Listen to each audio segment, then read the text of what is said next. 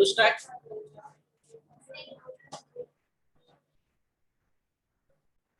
Hello, I am Rajan Harshe.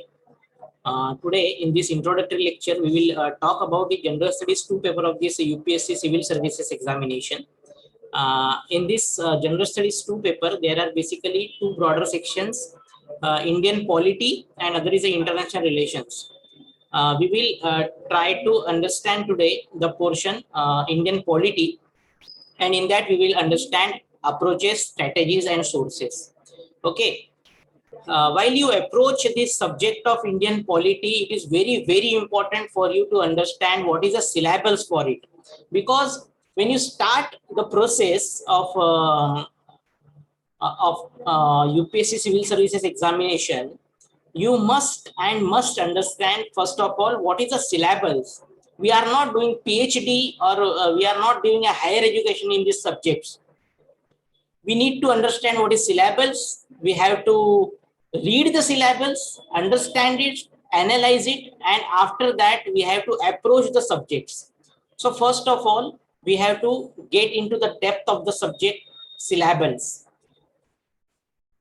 One thing I want to tell you about is that many times students are confused regarding how to cover, or first should we cover preliminary examination syllabus and then mains examination syllabus. You should have an integrated approach. That is, after reading the syllabus of both, they are not different.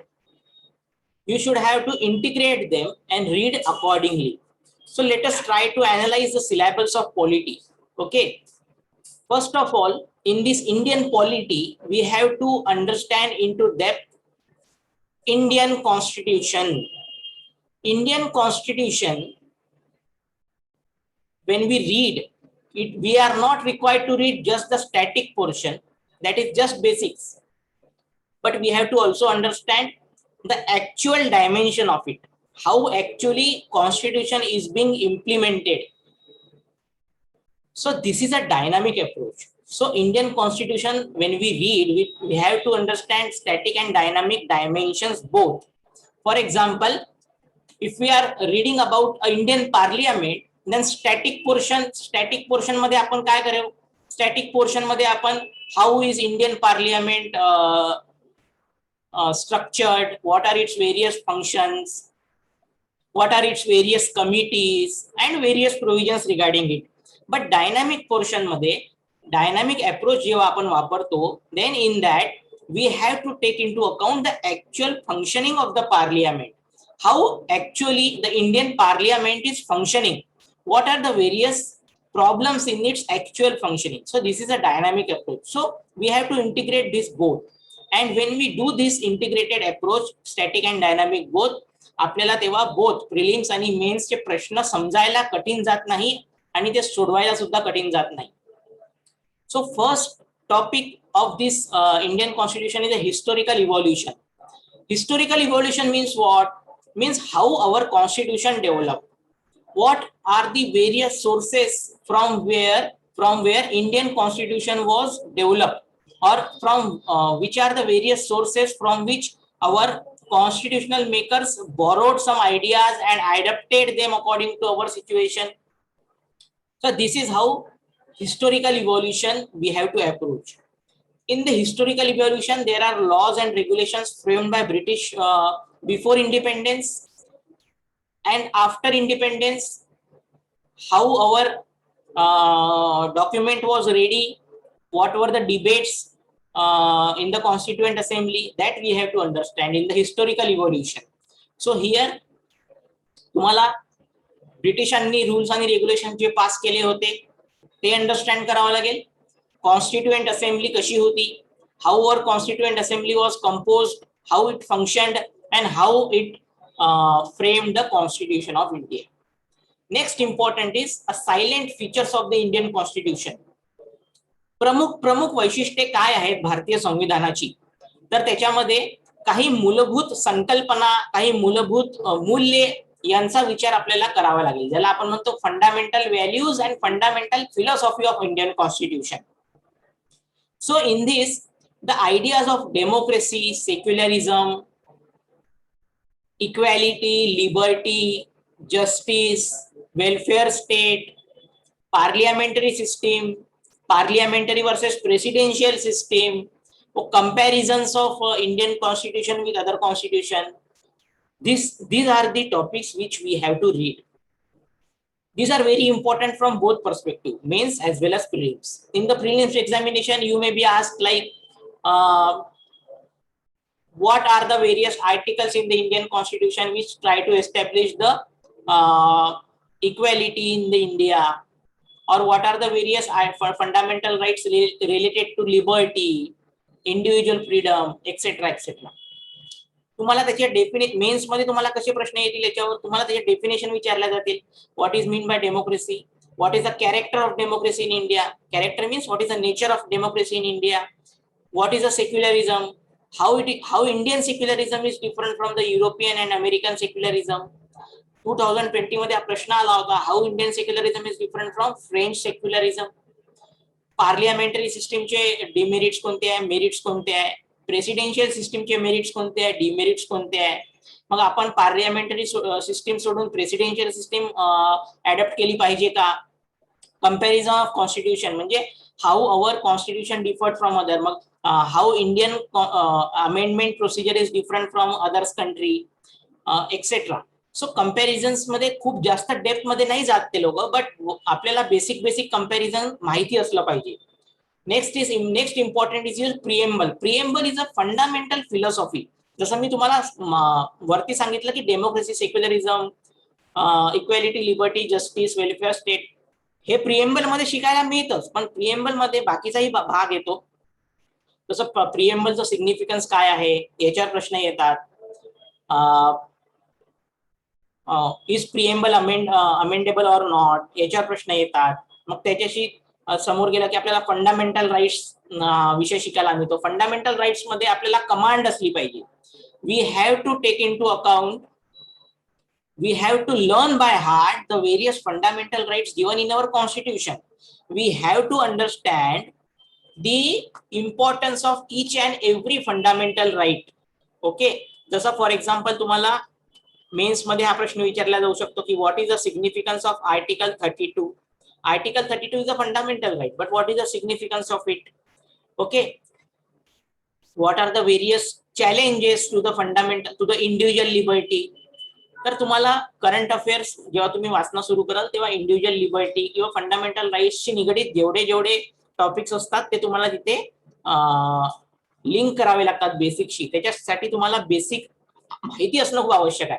Then DPSP म्हणजे directive principle of state policy, राज्याची मार्गदर्शक तत्वे, how state should act, what measures it should adopt to establish equality, justice and welfare state.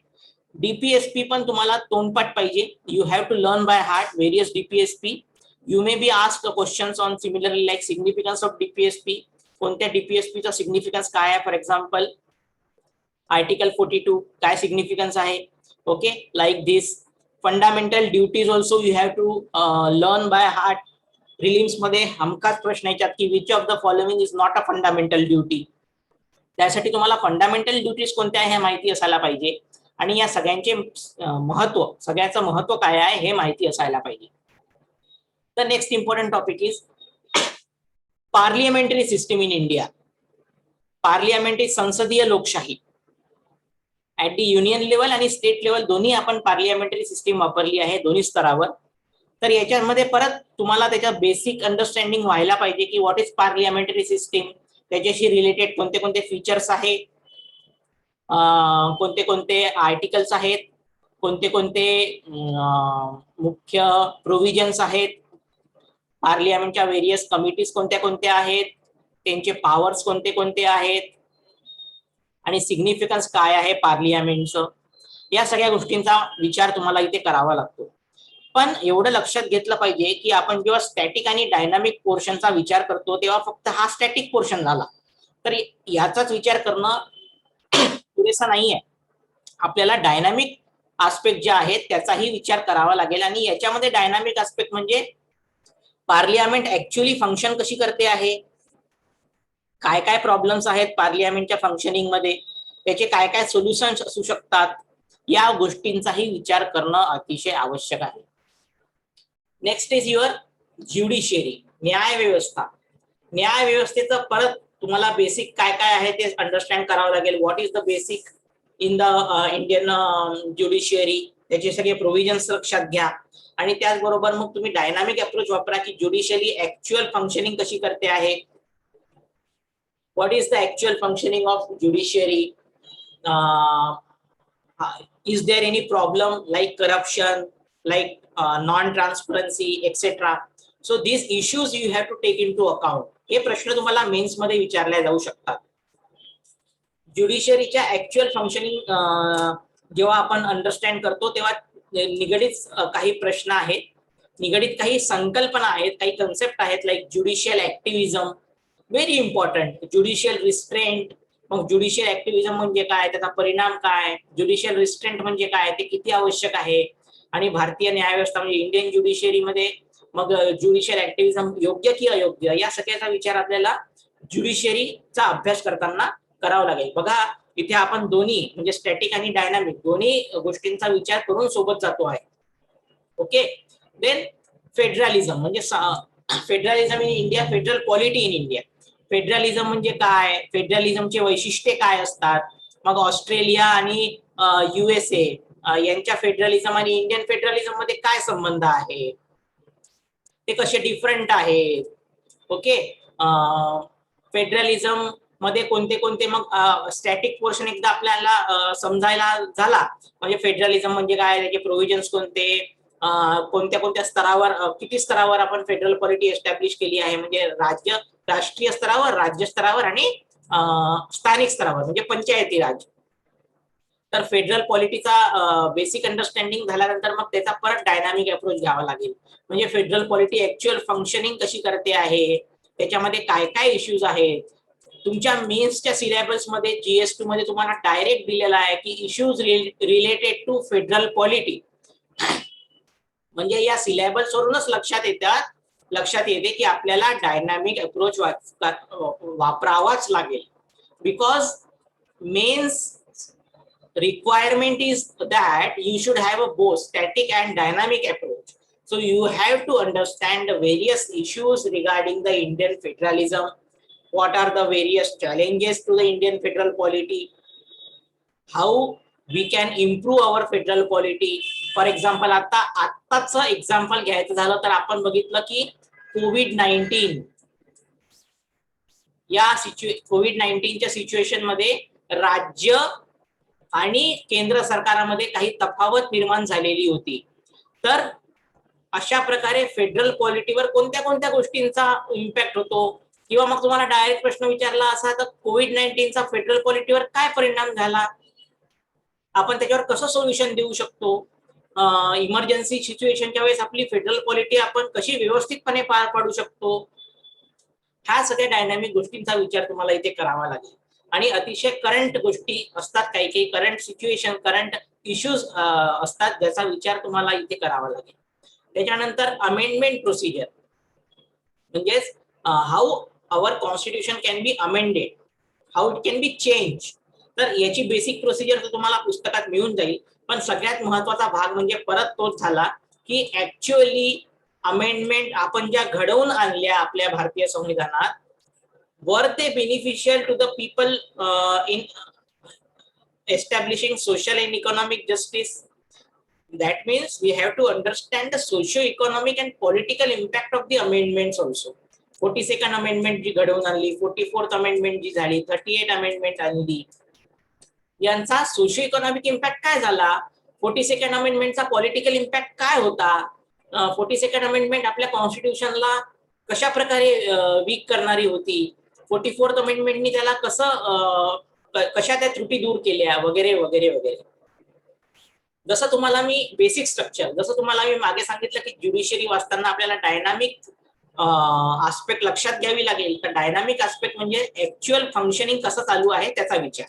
तर actual फंक्शनिंगचा विचार जेव्हा आपण करतो तेव्हाच ही जी कन्सेप्ट आहे बेसिक स्ट्रक्चर ही उदयाला आली. म्हणजे ज्युडिशियरी जसं ऍक्च्युअल फंक्शन करत होतं त्यामध्ये त्यांनी 1970-1980च्या दशकात अधिक आक्रमक स्वरूप अधिक असर्टिव्ह स्वरूप धारण केलं आणि त्याच्यातून मग बेसिक स्ट्रक्चर ही संकल्पना उदयाला आली. बेसिक स्ट्रक्चर, ज्युडिशियल ऍक्टिव्हिजम हा सगळा डायनामिक भाग आहे. जेव्हा आपण एखाद्या गोष्टीचा डायनामिक अप्रोचने अभ्यास करतो तेव्हा आपल्याला या सगळ्या गोष्टी मिळेल. बघा, सिलेबस वाचतानाच आपल्याला कळून येते की फक्त आणि फक्त बेसिक म्हणजे नुसतंच बेसिक स्तरावर राहून चालणार नाही, तर डायनामिक गोष्टींचा आपल्याला विचार करावा लागेल, कारण की सिलेबस मध्ये त्या गोष्टी नमूद केल्या गेलेल्या आहेत. सिलेबस तुम्हाला सांगताय, यूपीएससी तुम्हाला सांगते की you should have a dynamic approach. That is why syllabus is framed in that way. Next is about your organization, that is various statutory, quasi-judicial, constitutional bodies ज्या आपण अभ्यासतो. इथे पण तोच आहे. परत स्टॅटिक अप्रोच आपल्याला त्याच्या प्रोव्हिजन्स माहित झालं, फंक्शन कोणत्या बॉडीचं फंक्शन काय आहे, त्याचं कंपोजिशन काय आहे, कोण अपॉइंटमेंट केली, कोणाद्वारे अपॉइंटमेंट केली जाते, कोणाद्वारे रिमूव्हल केलं जातं. याच्या सोबतच या ऍक्च्युअली फंक्शन कशा करता आहेत त्यांचं मूल्यमापन करावं लागेल की बरोबर फंक्शनिंग करता आहेत की नाही, कोणत्या कोणत्या त्रुटी आहेत, कोणते कोणते चॅलेंजेस आहेत, मग त्याच्यावर सोल्युशन काय आहे. फॉर एक्झाम्पल, जसं नॅशनल ह्युमन राईट कमिशन ही एक स्टॅच्युटरी बॉडी आहे, कायद्याने प्रस्थापित केलेली ही एक इन्स्टिट्यूशन आहे, नॅशनल ह्युमन राईट कमिशन. तर तुम्हाला याच्यात प्रश्न कसे विचारले जातात मेन्स मध्ये की what are the basic functions performed by National Human Rights Commission and do you think that it is a powerless body, म्हणजे त्या बॉडीला काहीही पॉवर नाही आहेत का असं तुम्हाला वाटते का. मग तुम्हाला असं वाटत असेल तर तसं लिहा, नसेल वाटत तर तसं लिहा. पण मग याचं उत्तर कसं लिहावं, कसा अप्रोच ठेवावा, या सगळ्या गोष्टींचा विचार इथे आपल्याला करावा लागतो. हा झाला तुमचा डायनामिक अप्रोच. मग आपण जे वरती बघितलं की संविधानामध्ये इक्वॅलिटी, जस्टिस, लिबर्टी या सगळ्या गोष्टींचा अभ्यास आपल्याला करावा लागतो. मग या सगळ्या गोष्टी, समता, न्याय, या जेव्हा आपण प्रत्यक्ष लोकांना किंवा प्रत्यक्ष आपण प्रस्थापित करायला बघतो तेव्हा मग सरकारने कोणत्या कोणत्या योजना केलेल्या आहेत, गव्हर्नमेंट पॉलिसीज कोणते कोणते पावलं उचललेली आहेत, interventions in the development sector. म्हणजे जेव्हा समता, न्याय या गोष्टी आपण प्रस्थापित करायला बघतो, जेव्हा विकास व्हायला लागतो समाजाचा, त्यासाठी सरकारने कोणत्या योजना केलेल्या आहेत, कोणते पावलं उचललेली आहेत, सामाजिक, आर्थिक आणि राजकीय न्याय कसा मिळवून देण्याचा प्रयत्न चाललेला आहे, त्याच्यामध्ये काही त्रुटी आहेत का, मग त्याचे सोल्युशन काय, ह्या सगळ्याचा विचार आपल्याला इथे करायचा असतो. त्याच्याशीच निगडीत हा विषय, हा टॉपिक आहे issues related to poverty and hunger. इथे परत सरकारने कोणती कोणती पावलं उचलली पॉवर्टी आणि हंगर एलिमिनेशन साठी, त्यामध्ये परत कोणत्या कोणत्या त्रुटी आहेत. आता 2020 चा पेपर बघितला आपण तर तिथे डायरेक्ट क्वेश्चन होता की what are the various problems in eliminating or in elevation of poverty in India. तर तुम्हाला त्याच्या प्रॉब्लेम्स, कोणते कोणते प्रॉब्लेम्स आहेत पॉवर्टी हटवण्यासाठी, गरिबी हटाव यासाठी कोणते कोणते चॅलेंजेस असतात आपल्या समोर, या सगळ्या गोष्टींचा विचार तिथे करावा लागतो. त्याचा इम्पॅक्ट काय, पॉवर्टीचा इम्पॅक्ट काय, हंगरचा इम्पॅक्ट काय आपल्या समाजावर, आपल्या अर्थव्यवस्थेवर, याचा विचार तुम्हाला इथे करायचा आहे. मग त्याच्याशीच निगडीत टॉपिक आहे की विकास प्रक्रियेमध्ये non governmental organisation, pressure groups, self help groups आणि इन्स्टिट्यूशन्स, बाकीच्या ज्या संस्था आहेत त्यांची काय भूमिका आहे, ती भूमिका त्यांनी बरोबर पार पाडलेली आहे की नाही पाडलेली आहे, काय काय चॅलेंजेस, काय काय प्रश्न पडतात आहेत त्यांना, मग त्याचे सोल्युशन्स काय. परत तेच डायनामिक अप्रोच आणि स्टॅटिक दोघांचाही विचार करावा लागतो. Civil services, role of civil services in Indian democracy, ज्या सिस्टीमचा भाग तुम्ही व्हायला बघता आहात, the system of which you want to become a part, त्या सिव्हिल सर्व्हिसेसचा भारतीय लोकशाहीमध्ये काय काय भूमिका आहे नागरी सेवेची. What are the various challenges to the civil services, how civil servant should behave, how he should make decisions, how it impacts democracy. All these things we have to understand. Then most important is about elections and people representation act. Direct नमूद करून दिलेला आहे हा subject तुम्हाला syllabus मध्ये. याच्यात परत तेच इलेक्शन्स कॉन्स्टिट्यूशन मध्ये कोणते कोणते प्रोव्हिजन्स आहेत आणि पीपल रिप्रेझेंटेशन ऍक्टचे महत्वाचे सेक्शन्स कोणते कोणते आहेत आणि परत मग त्याचा डायनामिक अभ्यास करणं म्हणजे इलेक्शन्स मध्ये कोणत्या त्रुटी आहेत, कोणते कोणत्या सुधारणा सरकारने उचललेल्या आहेत, इलेक्शन कमिशन ऑफ इंडियाचा त्याच्यामध्ये कोणता रोल राहिलेला आहे, पीपल रिप्रेझेंटेशन ऍक्टच्या कोणत्या कोणत्या प्रोव्हिजन्स मध्ये काय काय त्रुटी आहेत, काय काय प्रॉब्लेम्स आहेत, त्याच्यावर सोल्युशन काय आहेत सोल्युशन, कोणत्या कोणत्या वेरियस कमिटीज बसवल्या गेलेल्या होत्या, मग त्यांच्या रिपोर्ट्स कोणत्या कोणत्या आहेत, त्या रिपोर्ट्स मध्ये काय काय रिकमेंडेशन दिलेले आहेत, ह्या सगळ्या गोष्टी आपल्याला इथे अंडरस्टँड कराव्या लागतील. Then you have to also take into account the study of governance. In the governance, you have to take a very dynamic approach.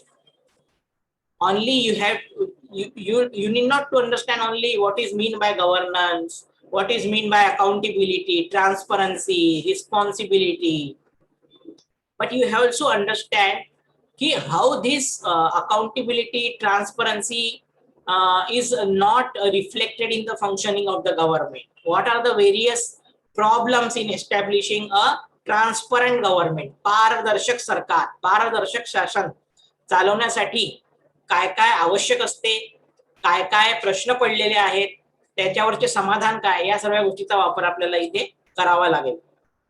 मग या सगळ्या transparent, accountability, responsive government, responsible government, हे सगळं अचीव्ह करण्यासाठी कोणते कोणते मेकॅनिझम आपण वापरलेले आहेत किंवा कोणत्या कोणत्या मेकॅनिझम एस्टॅब्लिश केलेले आहेत. So in this we have to take into account the study of right to information act, social audit, citizen charter, Sevottam model, e governance, Lokpal, Lokayukta, civil services code. Okay, now after understanding the syllabus, here I have tried to give you a major highlight of the syllabus, major themes of the syllabus. जे महत्वाचे, अतिशय महत्वाचे topics आहेत syllabus मध्ये, ते मी इथे नमूद करण्याचा प्रयत्न केलेला आहे. या सिलेबस वर जास्तीत जास्त फोकस असतो प्रिलिम्स आणि मेन्स मध्ये. मग त्यासाठी कोणते कोणते सोर्सेस वापरायचे, तर सगळ्यात महत्वाचं म्हणजे बेसिक अंडरस्टँडिंग साठी लक्ष्मीकांत आणि एनसीईआरटी या दोन पुस्तकांचा वापर करावा. एनसीईआरटीज अतिशय बेसिक क्लॅरिटीसाठी वापरावी.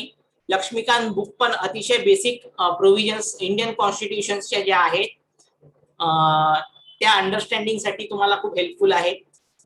या दोन्ही पण लक्ष्मीकांत आणि एनसीईआरटी 6वी ते 12वी पर्यंतच्या ज्या एनसीईआरटीज आहेत, to understand both of this you must read them for at least 20 to 25 times. Otherwise you will not get a hold on the subject. समजा तुम्हाला त्या विषयावर कमांड आणायची असेल, समजा तुम्हाला GS2 मधल्या पॉलिटीवर कमांड आणायची असेल, समजा तुम्हाला तो विषय इझी करायचा असेल, तर तुम्ही बेसिक गोष्टी कमीत कमी 20 ते 25 वेळा वाचून काढा. जोपर्यंत तुमच्या मनात ते इनग्रेन होत नाही, जोपर्यंत मनात पूर्ण एक साचा तयार होत नाही त्या गोष्टीचा, जोपर्यंत ती लँग्वेज, ती अंडरस्टँडिंग तुम्हाला येत नाही, तोपर्यंत तुम्ही उत्तरं लिहू शकणार नाही, प्रश्न सोडवू शकणार नाही. मग लक्ष्मीकांत वाचायला सुरुवात केली, एनसीईआरटीज वाचायला सुरुवात केली, त्याचबरोबर न्यूजपेपर वाचायला लगेच सुरुवात करा. Hindu, the Indian Express, Financial Express, Mint, यापैकी कोणताही एक वाचला तरी चालेल. जनरली युपीएससी मध्ये हिंदू पेपर वाचला जातो. इंडियन एक्सप्रेस, मिंट, फायनान्शियल एक्सप्रेसचे एडिटोरियल्स वाचणं आवश्यक आहे, किंवा इंडियन एक्सप्रेस पूर्ण वाचा, बाकीचे एडिटोरियल्स वाचा.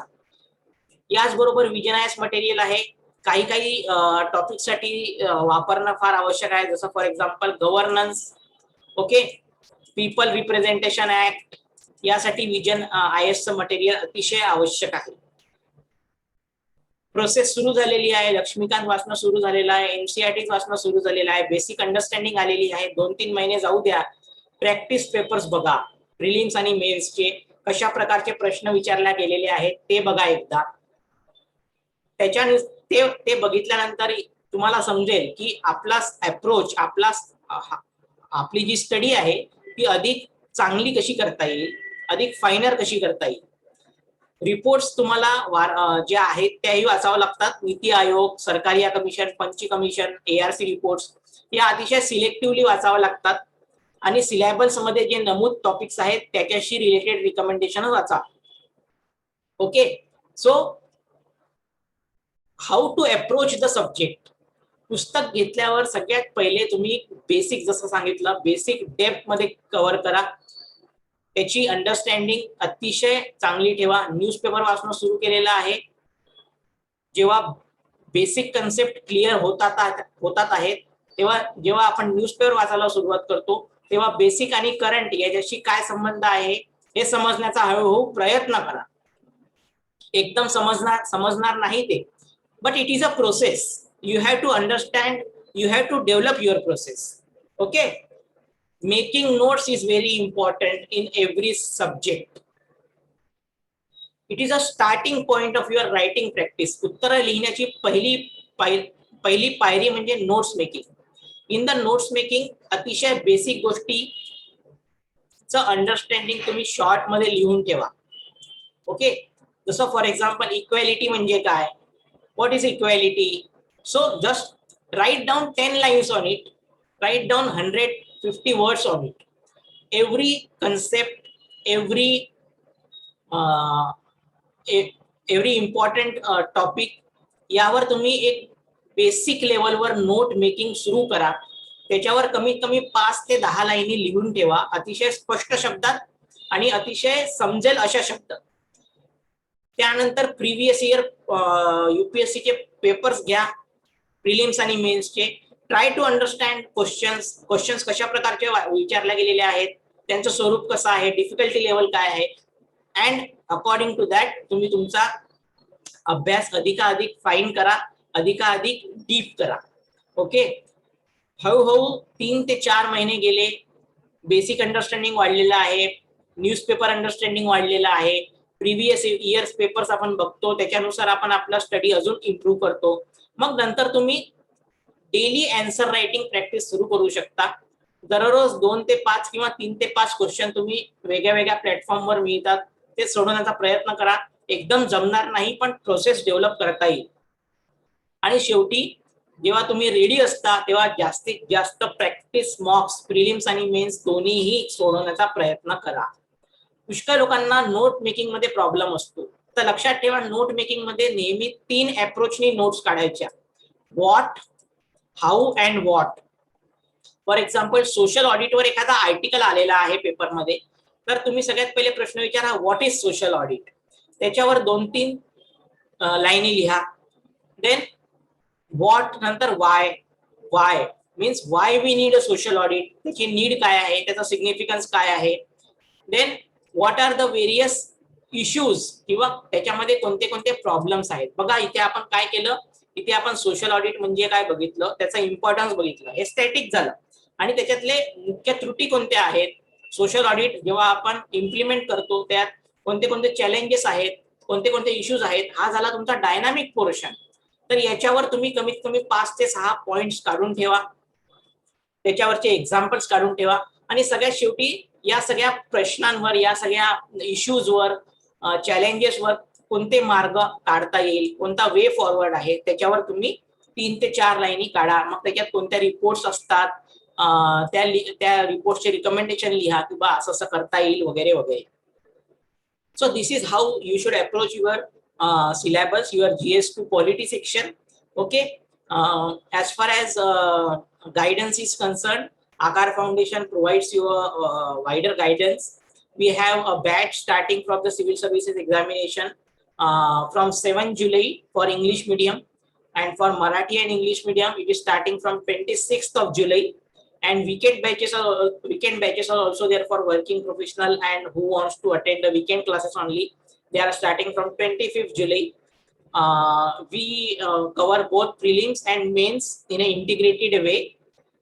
There are also guidance for optional subjects like history, political science, geography, Marathi literature, sociology, public administration, economics and anthropology.